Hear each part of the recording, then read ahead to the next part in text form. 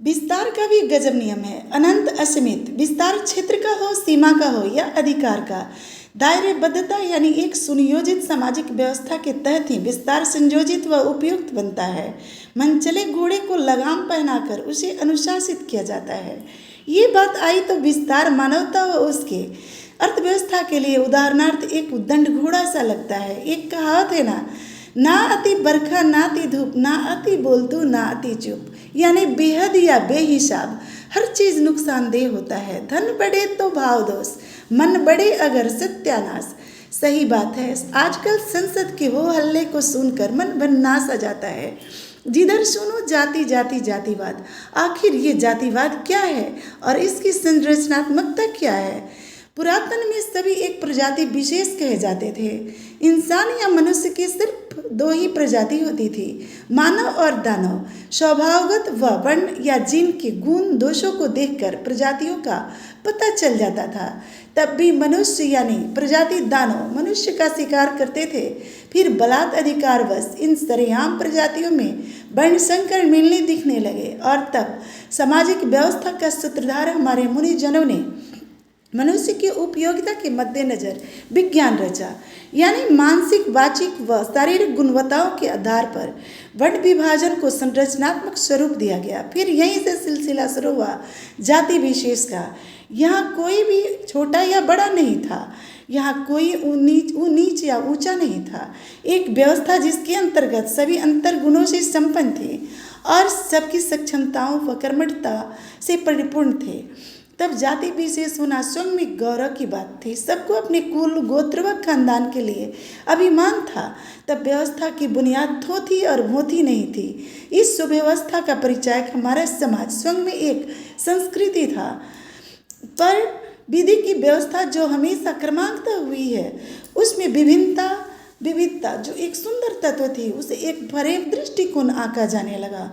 विभिन्नताओं व असमानताओं में ही सौंदर्य, प्रकृति का सौंदर्य चाहे समतल सपाट विन्यास रात परछाई वक्त नकारात्मकता के लिए समझी जाती है।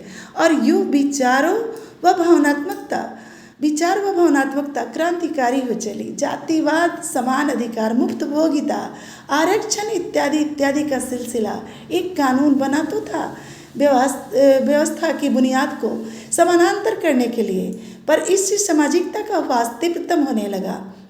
सब ने इतने किस्से कहानियाँ सुने होंगे। सब में एक गौरतलब समानता रहती है, असमानताओं के बागडोर में कसा जनजीवन व उसी में पलता फलता कथानक।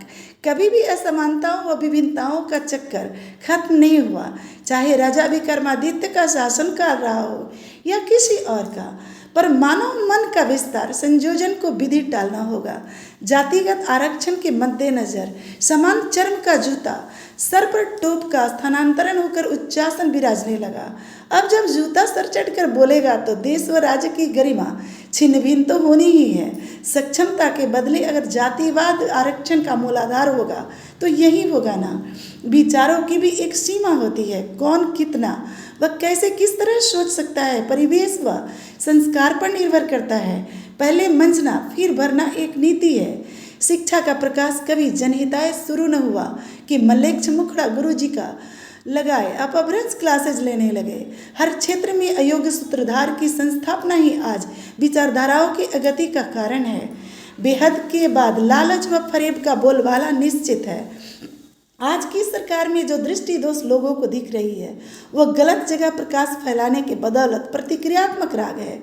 जिसे जो आता हो उसे वही करना चाहिए। बाकी के लिए महत्वाकांक्षा नहीं, जिज्ञासा पालना चाहिए। बगैर माहिर लोग झंडे नहीं गाड़ते, अपितु झंडू बाम लगाने को मजबूर बनाते हैं सबको। क्या करें?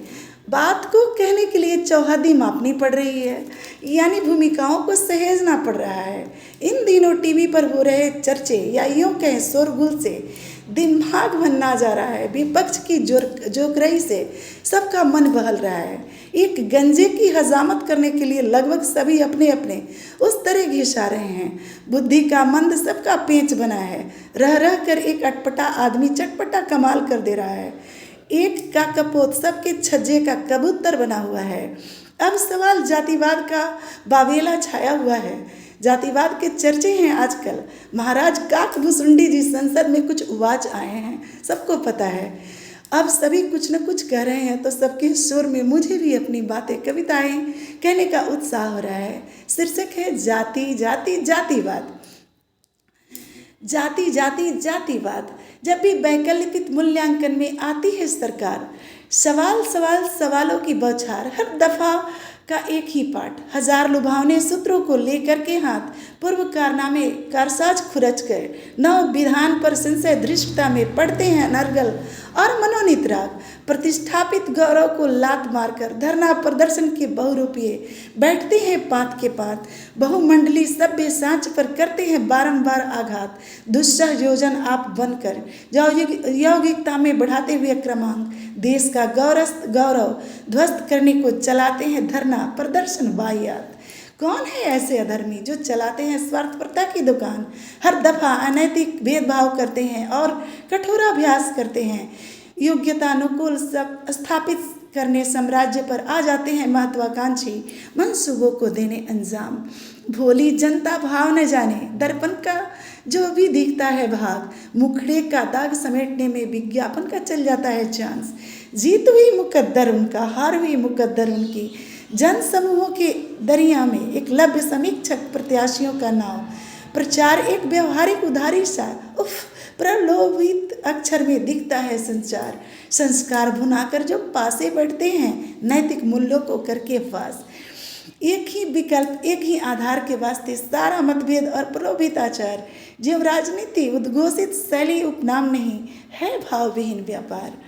लक्ष्य उत्कंठा स्वार्थपरता जिनमें, अनुशंसा देश हित में हो बेनाम, संगत कर्म नहीं फर्ज के मर्ज का ज्यों हो आप तीमार, सब्र सूखा और भूखा आशय, लोक कामना स्वाभिव्यक्ति लेकर अभिप्राय, नाटक की मुरली सा रखे हुए दृष्टांत, उन्नत भाव ज्यों दिवा स्वप्न है, चिंगारी में लत का मारा सारा संसार।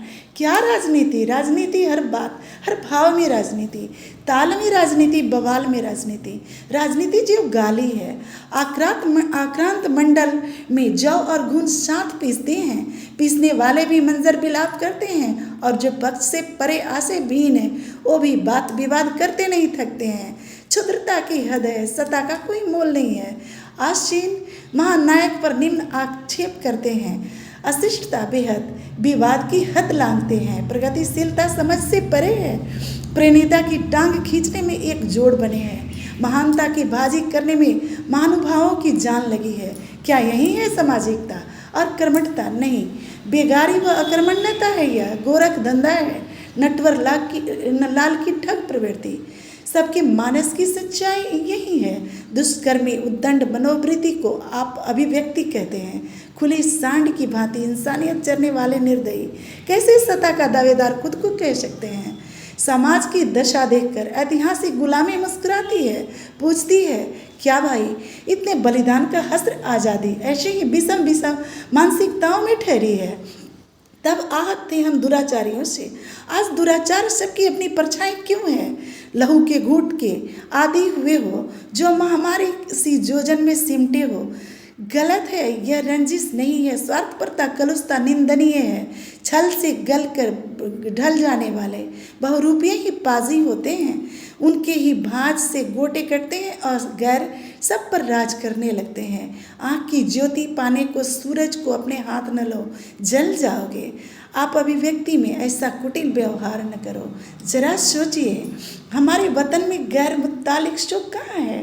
रोग तो निज घराने से है, आपद बनकर धाने वाले बिस्तर भी घराने से हैं। बिस्तर सुरमा नैन लगाकर दिखा रहे हैं भाव, दर्शक लोलुप हुए बिराने करने को संग संग नागिन डांस। फांस को पहचानो भाई, कर्तव्य की विद्या आजमाई जा रही है। भ्रमित करने का भ्रम मंजर है, पहचानो हटो। अब तो आंखें खोलो भाई, जर्रे का हिसाब लेने को शाख क्यों कमाते हो। जरा सी तेजी बघारे के वास्ते दर दर मुँह फिराते हो। क्या गजब, जब राग नहीं खुद में बेसुरा ढोंग बजाते हो। बेसब्र होकर सब्र की काया आजमाते हो। गर छदम प्रपंचवश प्रतिभागी जीत जाएंगे, गर जश्ने राजनीति जानते हो क्या होगा। फिर से वही दाल गलाएंगे जो हुई बरसों दाव बरसों पुरानी, चोकर खाकर जोकर बनना होगी तब मजबूरी, असहाय बनकर तकना होगा उनकी भरी प्लेट तंदूरी। हाथ के पासे छूटने पर होगा बिन उनके हाथ, फितरत सबका पहचानते हैं वे, मजबूरन बनना तब इशारे का दास। छी घिनौनी बदबू पसरी है राजनीति की दुकान में, नेता प्रणेता गाली बन बैठे हैं, कोई विषय किसमें पहचाने। आहत हैं हम देख कर के विविध कोराम उत्पात, आशय खोने की इतनी सबल चेष्टा भरी है सबके खोखले दिमाग में। बहुमत पाने को डाल डाल पर होकर के लतवार, निबित बागवान जकड़ने का यह कैसा है बर्ताव। हर दफ़ा ऐसे ही उन्माद में लग जाती है वतन को घाव। अंत पकती है वक्त न लूँगी, लंबी चौड़ी अब कुछ न कहूँगी। सब कुछ स्पष्ट है साफ, ना छेड़ा करो इतना भी जज्बात, वह चला अगर दरिया बूंद बन कर भी समाहित हो जाएगी सारी